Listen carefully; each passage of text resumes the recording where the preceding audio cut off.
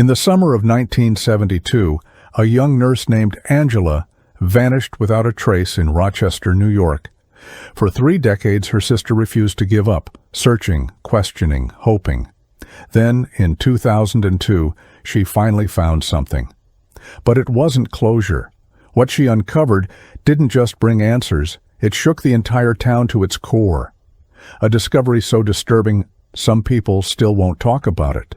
This is the story of what really happened to Angela, and what her sister wishes she had never found.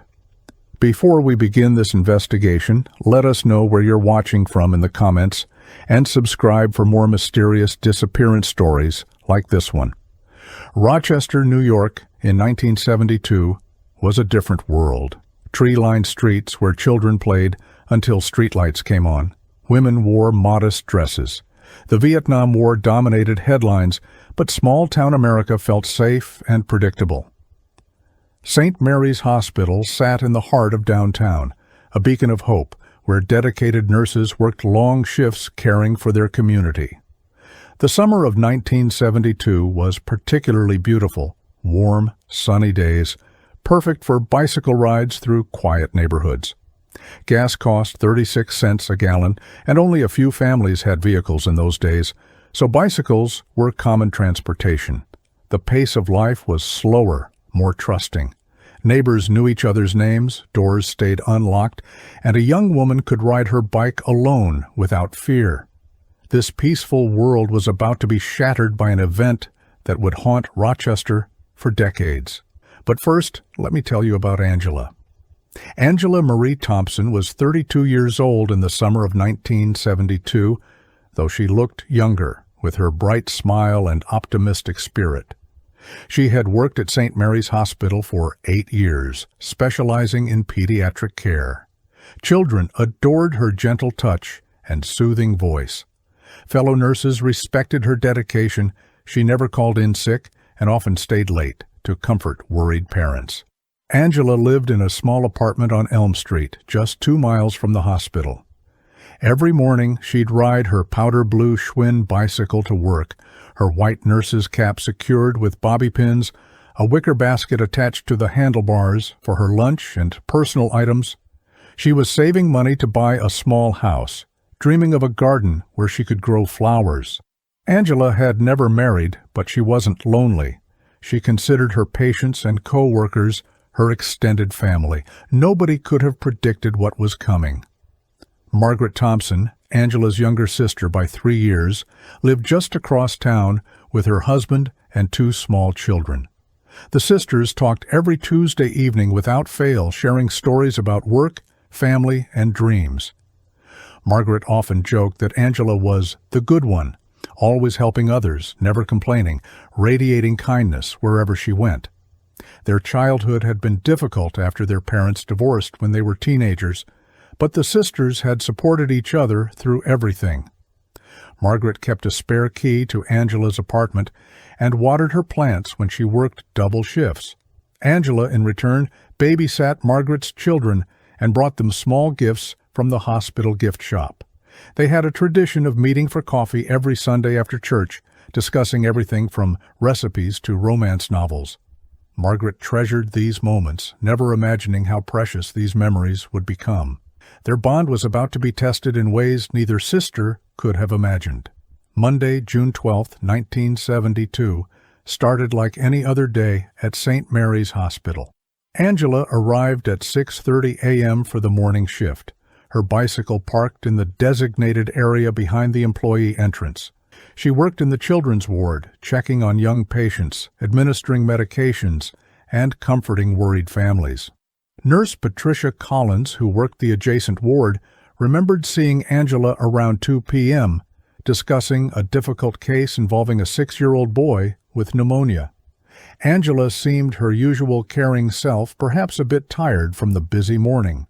Dr. Harrison, the attending physician, recalled Angela staying an extra 20 minutes to comfort the boy's mother, promising to check on him during the evening shift change. Angela clocked out at 3:15 p.m., 15 minutes late, due to her extended care. Security guard Robert Mills watched her retrieve her bicycle, noticing she seemed thoughtful, but not distressed. She waved goodbye, adjusted her white cap, and pedaled toward the street. It was the last time anyone at the hospital would see her alive. Angela's route home was predictable and safe, or so everyone thought.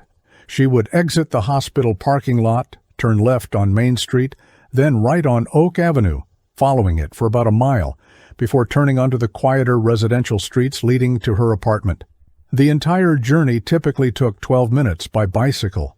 Mrs. Eleanor Hutchins, who lived on Oak Avenue, was watering her garden around 3:30 p.m. when she saw Angela pedal past, waving as she always did. Angela appeared normal, even cheerful, her nurse's cap perfectly in place despite the warm afternoon breeze. She was following her usual route. Nothing seemed amiss. But somewhere between Oak Avenue and Elm Street, Angela vanished. Her bicycle, her cap, her small purse with the hospital ID badge, everything disappeared as if she had simply evaporated into the summer air. The distance between Mrs. Hutchins' house and Angela's apartment was less than half a mile. What happened in those crucial minutes remains a mystery. By 6 p.m., Margaret began to worry. Angela always called after her shift to check on the children and share stories from her day. When the phone remained silent, Margaret tried calling Angela's apartment. No answer. At 7:30 p.m., Margaret drove to Angela's building and knocked on her door. Silence. Using her spare key, she entered the tidy apartment. Angela's bed was made, her morning coffee cup washed and put away, but there was no sign she had returned home. Her work uniform for Tuesday's shift hung neatly in the closet, her alarm clock set for 5:30 a.m. Margaret checked with the landlord, Mr. Peterson, who hadn't seen Angela return. She called St. Mary's Hospital. Angela had left on schedule and mentioned no plans to go anywhere except home. As darkness fell, Margaret's concern transformed into genuine fear. Angela was responsible, predictable, and devoted to her routine. She would never simply disappear without explanation. Something was terribly wrong. At 8:45 p.m., Margaret called the Rochester Police Department. Desk Sergeant Williams listened to her concerns with apparent disinterest. Adult women, he explained, had the right to disappear if they chose. Maybe Angela had met someone, decided to take a spontaneous trip, or simply needed time alone. Margaret insisted this was completely out of character. Angela was responsible, caring, and would never worry her family deliberately. The sergeant suggested waiting 24 hours before filing a missing person report. "Young women sometimes need space," he said dismissively. Margaret felt her frustration building. She knew her sister better than anyone. Angela didn't take spontaneous trips, didn't have secret boyfriends, and certainly wouldn't abandon her patients without notice. She demanded to speak with a detective, but was told none were available for non-emergency situations. As Margaret left the police station, she felt utterly alone. If the police wouldn't help immediately, she would have to start searching herself. Time was slipping away, and every minute mattered. By Tuesday morning, when Angela failed to appear for her hospital shift, Margaret knew her worst fears were justified. She called in sick to her own job and began organizing a search. Her husband Tom initially shared the police's skepticism, but agreed to help after seeing Margaret's determination. They started by retracing Angela's route from the hospital, questioning neighbors and shop owners along the way. Mrs. Hutchins confirmed seeing Angela around 3:30 p.m., waving as usual. After that, the trail went cold. Margaret posted handwritten flyers throughout the neighborhood. Missing: Angela Thompson, 32, nurse at St. Mary's Hospital. Last seen Monday, June 12th, riding a blue Schwinn bicycle. She included Angela's photo, a professional headshot showing her warm smile and kind eyes. Local businesses agreed to display the flyers, and some neighbors joined the search. They checked parks, wooded areas, and abandoned buildings. Margaret felt a growing sense of dread. Angela would never voluntarily cause this much worry and disruption. Something horrible had happened to her beloved sister. After 48 hours, the Rochester Police Department officially opened a missing person case. Detective Frank Morrison, a 15-year veteran, was assigned to lead the investigation. He was thorough but skeptical, still believing Angela had likely left voluntarily. Morrison interviewed Angela's co-workers, friends, and neighbors, searching for clues about her state of mind or any unusual behavior. Everyone described Angela as happy, stable, and dedicated to her work. There were no signs of depression, financial problems, or romantic troubles.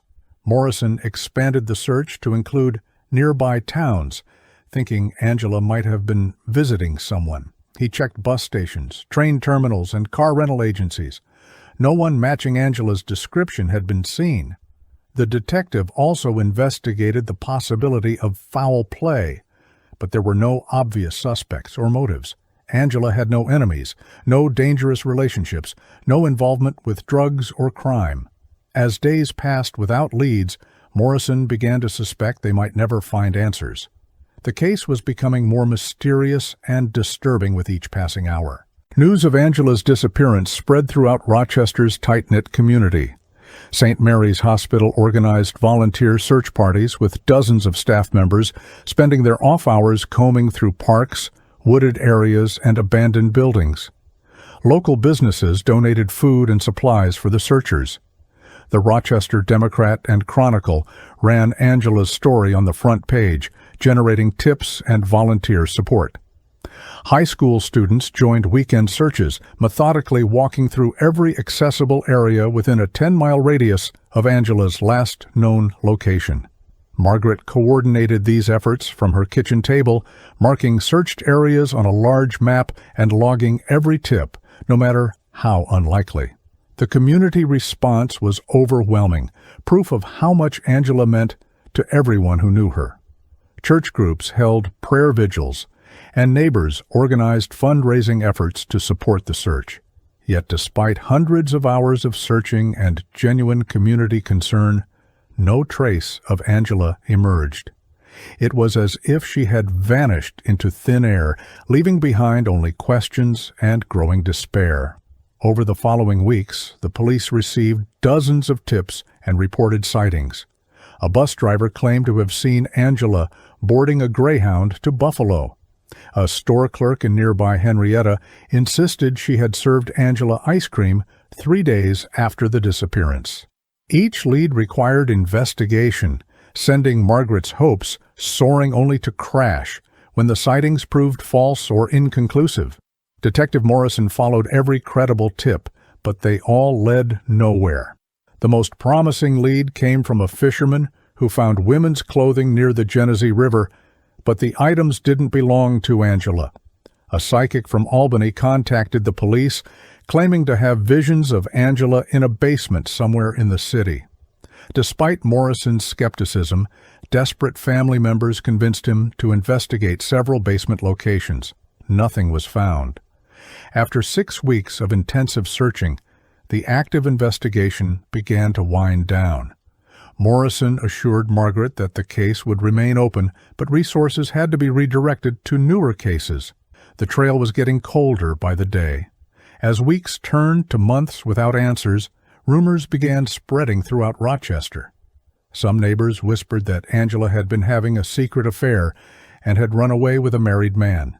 Others suggested she had suffered a mental breakdown and was living homeless in another city. More sinister theories emerged. Perhaps she had been kidnapped by human traffickers or murdered by a serial killer passing through town. Margaret found these rumors deeply painful, especially the suggestions that Angela had chosen to disappear.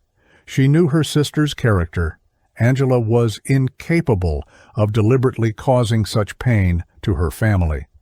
The rumors reflected people's need to make sense of the inexplicable, but they also revealed uncomfortable truths about how quickly a missing person's reputation could be destroyed by speculation. Margaret began avoiding certain neighbors and social gatherings where she might hear hurtful gossip about Angela. The truth was bad enough without adding layers of unfounded accusations. She preferred focusing her energy on continued searching rather than defending her sister's memory against baseless rumors.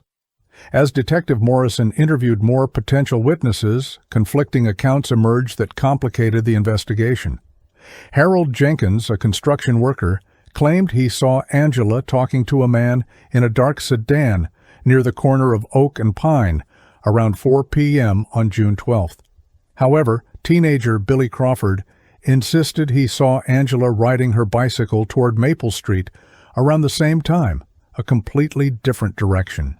Mrs. Dorothy Walsh was certain she spotted Angela entering Riverside Park, but park maintenance worker Jose Martinez had been working there all afternoon and saw no one matching her description.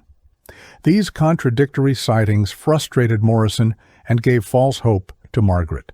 Each witness seemed genuinely convinced of what they had seen, but their stories couldn't all be true. Morrison began to suspect that people were unconsciously filling in gaps in their memory or perhaps confusing Angela with other women. The human mind, he realized, was an unreliable recorder of events. These conflicting accounts made it impossible to establish Angela's actual whereabouts after leaving Mrs. Hutchins's site on Oak Avenue. By autumn 1972, Detective Morrison had exhausted most conventional investigative approaches. Angela's bank account remained untouched, suggesting she hadn't withdrawn money for a planned departure. Her apartment showed no signs of hasty packing or struggle.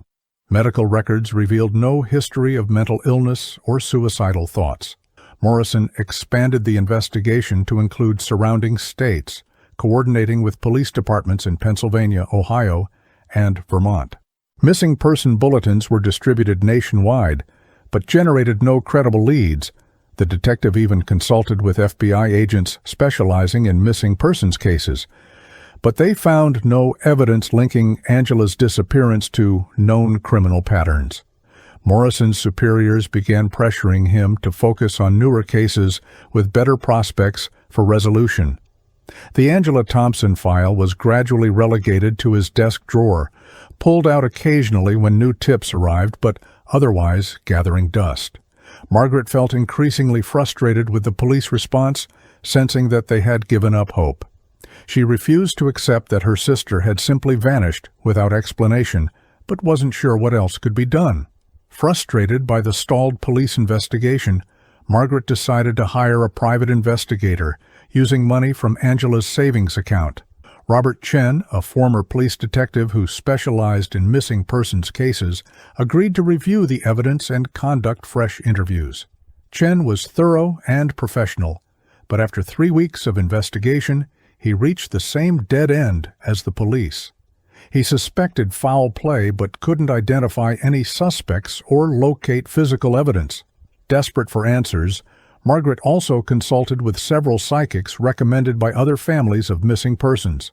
Most offered vague, generic insights, but one woman named Madame Rosa claimed a sense that Angela was trapped in darkness somewhere near water.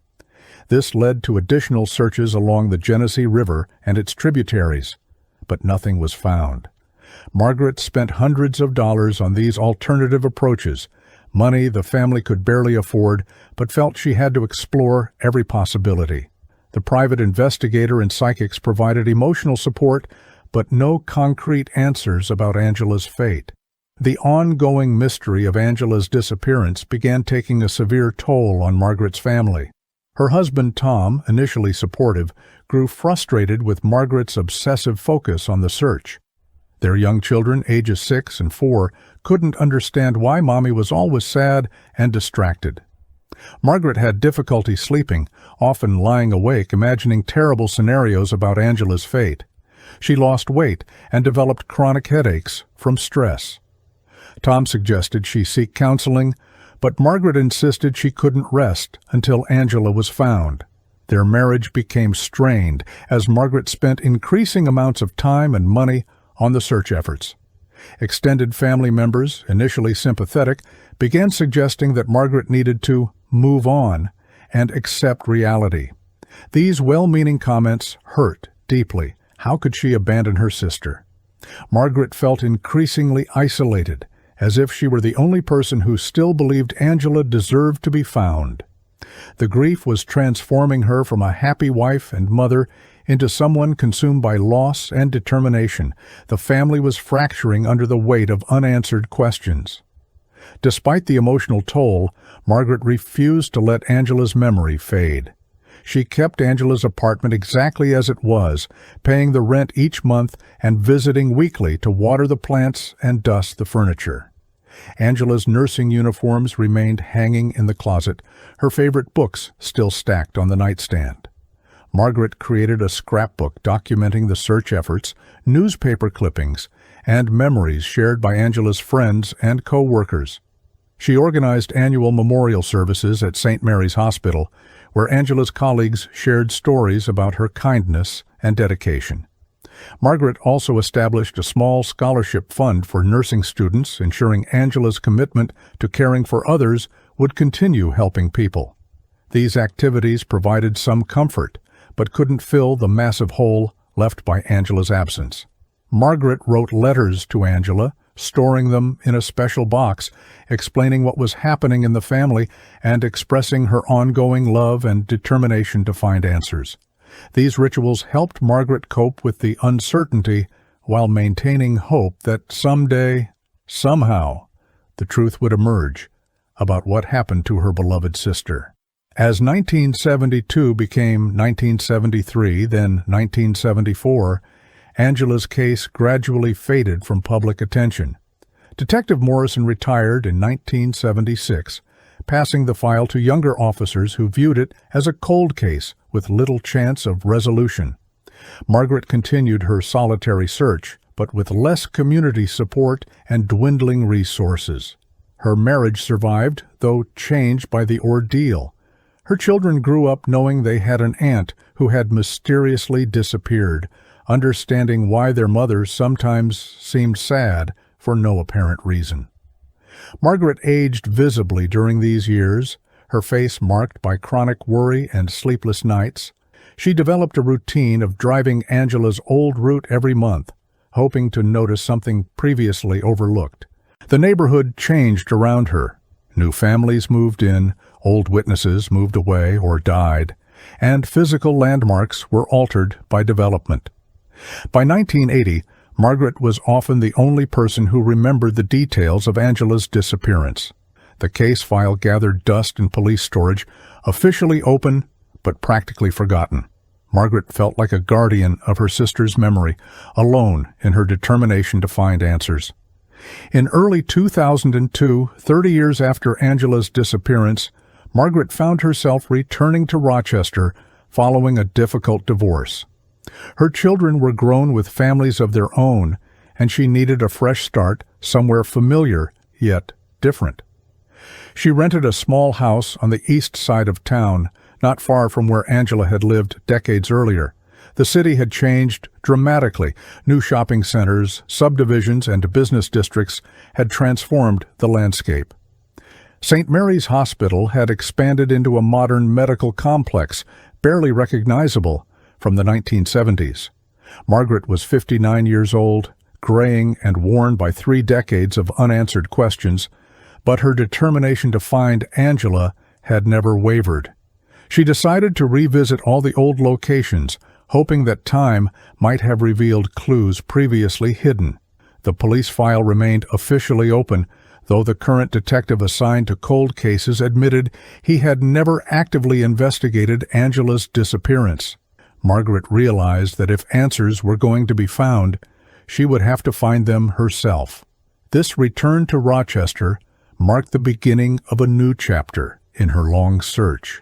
On a crisp October morning in 2002, Margaret decided to walk Angela's route from the hospital to her old apartment.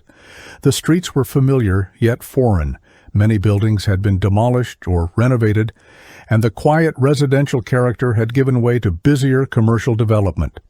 She started at what had been St. Mary's Hospital, now part of a larger medical complex, and followed the route Angela would have taken on her bicycle.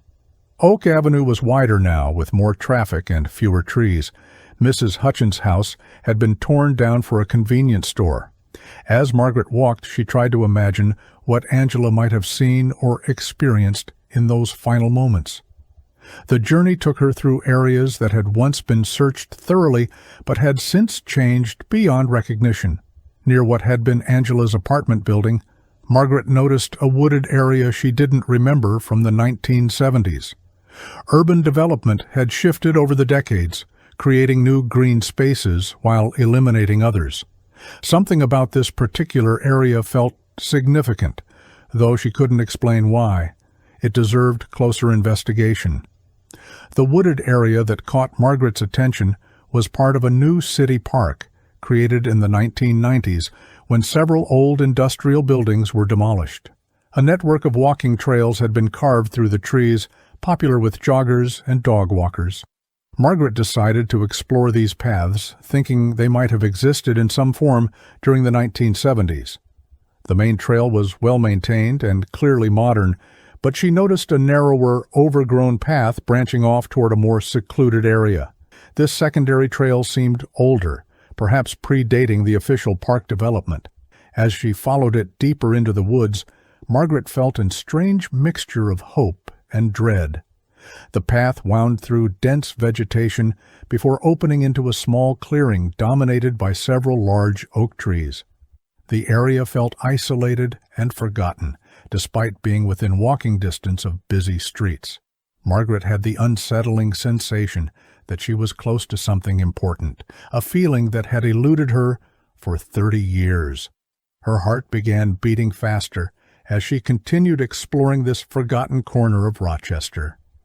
As Margaret rounded a bend in the overgrown trail, she stopped abruptly. There, partially hidden by decades of accumulated vines and fallen leaves, was a bicycle. Her breath caught in her throat as she moved closer. The frame was powder blue, though faded and rusted after 30 years of exposure to the elements. Vines had grown through the spokes, and moss covered much of the metal, but the basic structure remained intact. Margaret's hands trembled as she began clearing away the vegetation. The bicycle had a small wicker basket attached to the handlebars, now rotted and broken. As she cleaned away more debris, her heart began pounding. This bicycle looked exactly like Angela's. The same model, the same color, the same style of basket. Margaret knew she needed to be certain before calling the police. She searched for identifying marks, her fingers tracing the rusted frame with desperate hope.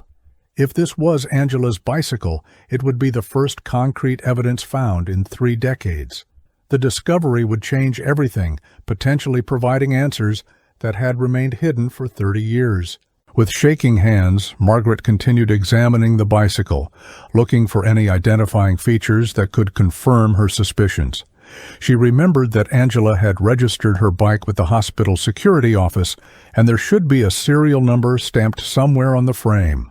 Margaret cleared away more rust and grime, searching methodically despite her excitement and fear. Finally, near the bottom bracket where the pedals attached, she found what she was looking for, a series of numbers and letters stamped into the metal.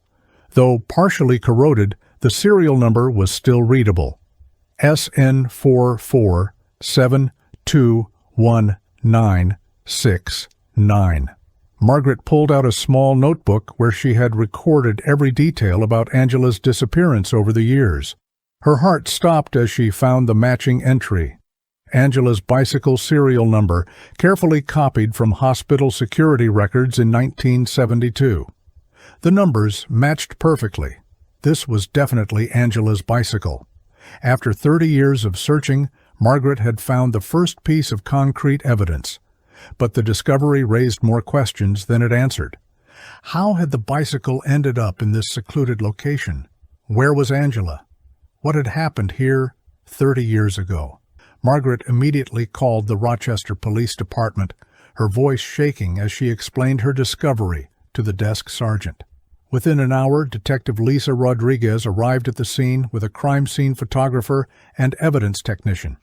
Rodriguez was young, professional, and took Margaret's discovery seriously. She carefully documented the bicycle's location and condition, taking dozens of photographs from every angle. The serial number was photographed and verified against the original missing person report. Rodriguez explained that the bicycle would be transported to the police lab for thorough analysis, though after 30 years of exposure, finding usable evidence would be challenging. Margaret watched as officers carefully removed the bicycle from its resting place, noting how the vegetation had grown around and through it, suggesting it had been there for decades. Rodriguez promised to review the original case file and interview Margaret about any new information she might have remembered over the years. The discovery breathed new life into Angela's case, transforming it from a cold case into an active investigation. Finally, after 3 decades, there was hope for answers. The police forensics team spent several days thoroughly examining the location where Angela's bicycle was found. The secluded clearing showed signs of long-term human activity, though determining when that activity occurred was challenging after 30 years. Investigators found several rusted metal objects buried in the soil, tools, pieces of machinery, and what appeared to be personal items. The vegetation patterns suggested the area had been disturbed decades earlier, consistent with the timeline of Angela's disappearance. Soil samples were collected for analysis, and metal detectors were used to search for additional evidence. Detective Rodriguez discovered that the trail Margaret had followed was indeed older than the official park, possibly dating back to the 1960s or earlier. City records showed the area had once been part of a larger industrial complex that included storage buildings and maintenance facilities. Most interestingly, the land had been privately owned in 1972 before being sold to the city in the 1980s. The previous owner was an elderly man named Walter Brennan, who had died in 1995. The investigation was beginning to reveal secrets that had been buried for decades. Detective Rodriguez's investigation into Walter Brennan revealed a troubling history. Brennan had owned the property from 1968 until 1984, living in a small house on the eastern edge of the land. He had worked as a maintenance supervisor at several local institutions, including a state mental health facility that closed in 1969. Neighbors from the 1970s, now elderly themselves, remembered Brennan as a reclusive man who discouraged visitors and posted no trespassing signs throughout his property. County records showed that police had questioned Brennan briefly during the original investigation into Angela's disappearance, but he had provided an alibi and was never considered a serious suspect. More disturbing was Rodriguez's discovery that Brennan had been questioned in connection with 2 other missing person cases in the 1960s, both involving young women who had vanished without trace. In each case, insufficient evidence prevented charges from being filed. Brennan's former neighbors described him as odd and creepy, mentioning that he often worked at night and seemed to have an unusual interest in young women who passed by his property. The pattern was becoming increasingly suspicious. Rodriguez's investigation revealed that Walter Brennan had worked at Riverside State Hospital from 1965 to 1969, when the facility was closed due to budget cuts and changing attitudes toward mental health treatment. The hospital had housed patients with various conditions, including those committed involuntarily by families or courts. Employment records showed that Brennan had been fired from his maintenance position in early 1969, following complaints about his behavior toward female staff members and patients. Several former employees, now in their 70s and 80s, remembered Brennan as inappropriate and threatening. One retired nurse recalled reporting Brennan for entering patient rooms without authorization and making uncomfortable comments to young women. The hospital's closure had scattered records and personnel, making it difficult to fully investigate Brennan's history there. However, Rodriguez discovered that at least 3 female patients had disappeared from the facility during Brennan's employment, all officially listed as voluntary departures despite their severe mental conditions. The coincidences were mounting, suggesting a pattern of predatory behavior that may have continued after Brennan's dismissal. Angela's case was looking less like a random crime and more like part of a larger, more sinister pattern. As Detective Rodriguez delved deeper into Walter Brennan's history and the connection to Angela's disappearance, she encountered unexpected resistance from within the police department and city government. Her requests for additional resources were denied, and she was told to focus on more current cases with better prospects for resolution. When Rodriguez tried to access archived records from Riverside State Hospital, she was informed that many files had been lost or destroyed during the facility's closure. City officials seemed reluctant to pursue an investigation that might reveal decades-old institutional failures and cover-ups. Rodriguez found herself working alone, using her own time to follow leads that her superiors deemed unimportant. Margaret noticed the detectives' frustration during their meetings, sensing that political considerations were interfering with the search for truth. Anonymous phone calls warned Rodriguez to leave sleeping dogs lie and focus on other cases.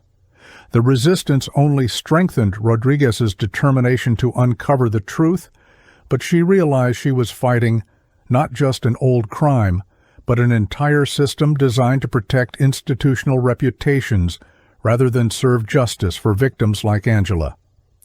Frustrated by the official investigation's limitations, Margaret decided to conduct her own research into Walter Brennan and the mysterious property where Angela's bicycle was found. She spent hours at the Rochester Public Library, searching through old newspaper archives and city records. Margaret discovered that Brennan had owned several properties throughout the region during the 1960s and 1970s, often purchasing them through shell companies or business partnerships that obscured his involvement. She also found references to other missing persons cases in nearby towns, including a 19-year-old college student who disappeared in 1974, and a 25-year-old secretary who vanished in 1976. Both cases remained unsolved, and both women had last been seen in areas where Brennan had owned property.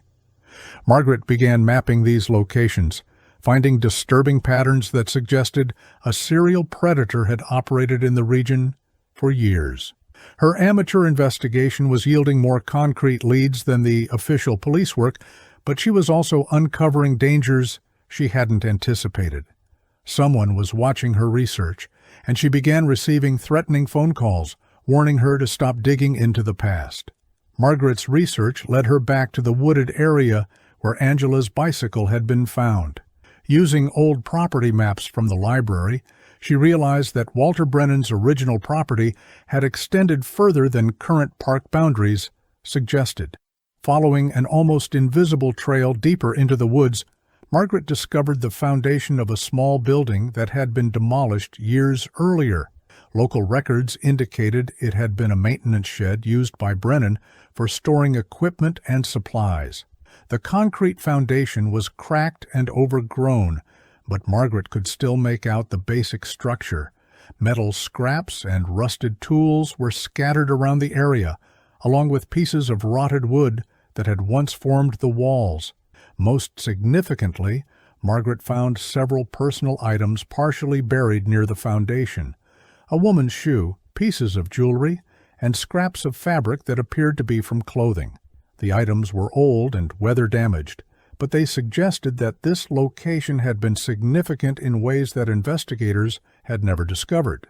Margaret carefully documented everything with her camera, knowing that these findings could be crucial evidence in understanding what had happened to Angela and possibly other victims. While exploring the area around the demolished shed's foundation, Margaret noticed that the soil in one corner appeared to have been disturbed at some point, though vegetation had since grown over it. Using a small gardening trowel she had brought, Margaret carefully began digging in this spot. About 2 feet down, her tool struck something hard, a metal container of some kind. After careful excavation, she uncovered a rusted metal box, approximately the size of a shoebox, with a simple latch closure. Margaret's heart pounded as she carefully lifted the box from its hiding place. Despite years underground, the container had protected its contents from complete decay. Inside, wrapped in deteriorated plastic, Margaret found items that made her blood run cold. Several driver's licenses belonging to different women, all young, all from the 1960s and 1970s. There were also photographs, surveillance-style pictures that appeared to have been taken without the subject's knowledge. Among them was a photograph of Angela, taken outside St. Mary's Hospital, showing her getting onto her bicycle. Margaret realized she had uncovered evidence of a serial predator who had operated in Rochester for decades. The photographs Margaret found in the buried box were disturbing evidence of systematic stalking. Each picture showed young women in various everyday situations, walking to work, shopping, riding bicycles, or sitting in parks. The photos appeared to have been taken from concealment, suggesting the subjects were unaware they were being watched. Margaret recognized several locations around Rochester, including streets near St. Mary's Hospital and other areas where missing person cases had been reported over the years. The quality and style of the photographs suggested they had been taken by someone with photographic experience, possibly using professional equipment. Some photos had dates written on the back in neat handwriting, spanning from 1967 to 1976. Angela's photograph was dated June 10, 1972, just 2 days before her disappearance. Margaret realized she was looking at a predator's trophy collection, documenting his victims before he struck. The systematic nature of the photography suggested careful planning and long-term surveillance. This wasn't random crime, it was methodical hunting. As Margaret examined the contents of the buried box more carefully, a chilling pattern emerged. The driver's licenses belonged to 7 different women, ages ranging from 19 to 35, all from the Rochester area and surrounding counties. Margaret cross-referenced the names with missing person reports she had researched over the years, finding matches for 5 of the 7 women. All had disappeared between 1967 and 1976, during the years when Walter Brennan owned the property. The licenses had been carefully preserved, suggesting they were kept as souvenirs or trophies. Also in the box were small personal items, a pair of earrings, a hospital name badge, a school ring, and a small locket with a young woman's photo inside. These items appeared to be keepsakes, taken from victims, further evidence of a serial predator's systematic approach. Margaret realized that Angela's case was part of a much larger pattern of disappearances that had been overlooked or inadequately investigated for decades. The scope of the crimes was staggering, and she wondered how many other victims there might have been whose evidence had never been discovered. Margaret immediately contacted Detective Rodriguez with news of her discovery, but the response was disappointing. Rodriguez seemed overwhelmed by the implications of the evidence and concerned about the jurisdictional complications involved. Several of the driver's licenses belonged to women from other counties, requiring coordination between multiple police departments. More troubling was Rodriguez's suggestion that Margaret shouldn't have been conducting her own investigation on what was now considered an active crime scene. Margaret felt frustrated by the bureaucratic response to evidence that clearly demonstrated a pattern of serial crimes. She decided to contact local news media, hoping that public pressure might force authorities to take the case more seriously. Channel 8. News agreed to interview Margaret about her discoveries, though they were cautious about making accusations against a deceased man who couldn't defend himself. Margaret understood their concerns, but felt that the victims deserved to have their stories told. She was determined to ensure that Angela and the other women wouldn't be forgotten, even if it meant challenging the system that had failed them for so many years. The truth was finally emerging, but the fight for justice was just beginning. Margaret's interview with Channel 8 News aired on November 15, 2002, generating immediate public interest and controversy.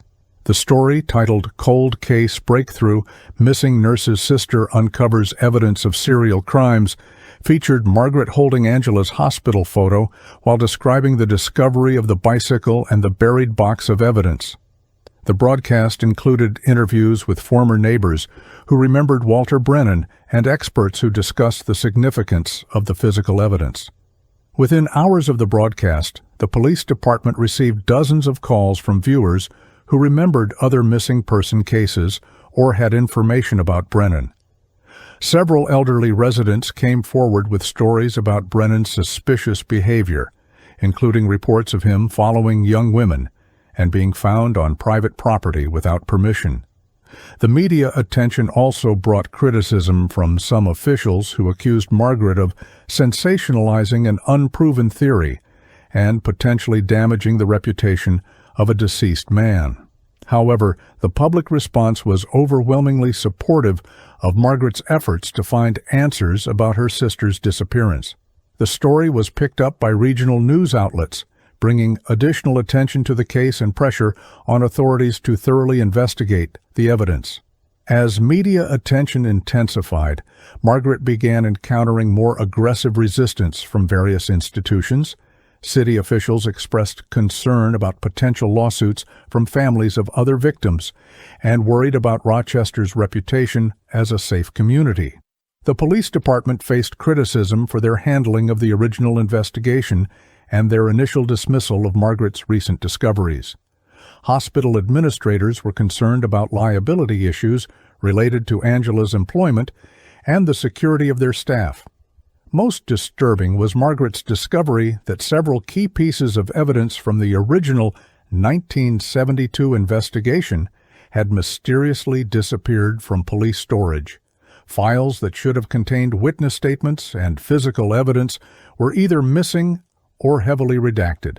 Margaret suspected that certain individuals had worked to suppress information about Brennan's crimes to protect institutional reputations and avoid scandal. The resistance confirmed her belief that Angela's disappearance had been part of a larger pattern of institutional failure and cover-up.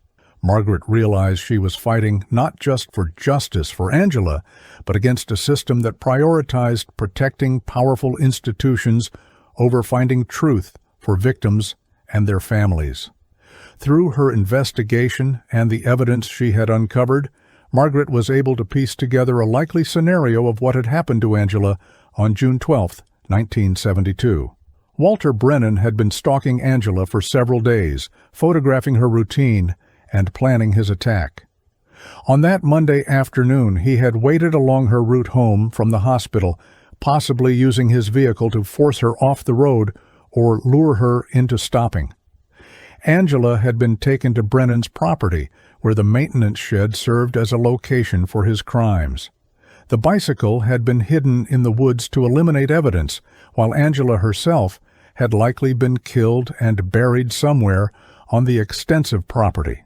Over the years, development and land sales had disturbed or destroyed other evidence, but the bicycle and buried box had remained hidden until Margaret's determined search uncovered them.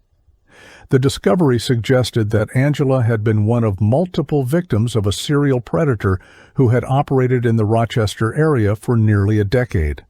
While the full truth would never be known, Margaret finally had answers about what had happened to her beloved sister. The knowledge was painful, but provided the closure she had sought for 30 years. Despite the compelling evidence Margaret had uncovered, justice for Angela and the other victims remained elusive. Walter Brennan had died in 1995, taking his secrets to the grave and beyond the reach of criminal prosecution. The statute of limitations had expired on many related crimes, and much of the physical evidence had been compromised by decades of exposure and contamination. Several other suspects who might have been accomplices or had knowledge of Brennan's crimes were also deceased or too elderly to face trial. The police investigation, while reopened, proceeded slowly due to the age of the case and limited resources. Margaret found herself in the frustrating position of having solved the mystery of Angela's disappearance while being unable to achieve full legal justice. However, she took some comfort in knowing that the truth had finally been revealed and that other families might find closure through her discoveries. The case demonstrated how institutional failures and delayed justice could allow predators to operate with impunity while victims' families suffered in ignorance. Margaret's determination had succeeded where the official system had failed, but the cost had been enormous for everyone involved. Margaret kept Angela's hospital photograph in a silver frame on her mantelpiece, finally able to look at her sister's image without the crushing weight of unanswered questions. The truth about Angela's fate was horrific, but knowing was better than 30 years of wondering and hoping. Margaret had succeeded in her mission to find answers, but the journey had revealed disturbing truths about institutional failures, cover-ups, and the vulnerability of young women in seemingly safe communities. She established a foundation to support families of missing persons and to advocate for better police procedures in cold case investigations. Margaret also worked with legislators to extend statutes of limitations for serious crimes and to improve record-keeping procedures that might prevent evidence from disappearing. As she reflected on her 3-decade search, Margaret realized that what she had found wasn't just a bicycle in the woods. It was a doorway to something much darker that had been hidden in plain sight. The discovery had revealed not just Angela's fate, but the systematic failure of institutions to protect vulnerable people and pursue justice for victims. Some doors, once opened, could never be closed again, and the truth would continue to haunt Rochester long after Margaret was gone. Angela's story reminds us that some missing person cases never truly close, even when answers are found decades later. This cold case investigation reveals how one sister's determination uncovered a chilling mystery that had remained unsolved for 30 years. The nurse who vanished without a trace in 1972 became part of a larger pattern of mysterious disappearances that shocked an entire community. If you're fascinated by true crime stories and unsolved mysteries like this missing persons investigation, subscribe for more suspenseful disappearance stories. Share your thoughts about this vanished nurse case in the comments below. What other cold case files would you like us to explore? Remember, behind every missing person documentary is a family still searching for answers, and sometimes the truth is more disturbing than we ever imagined.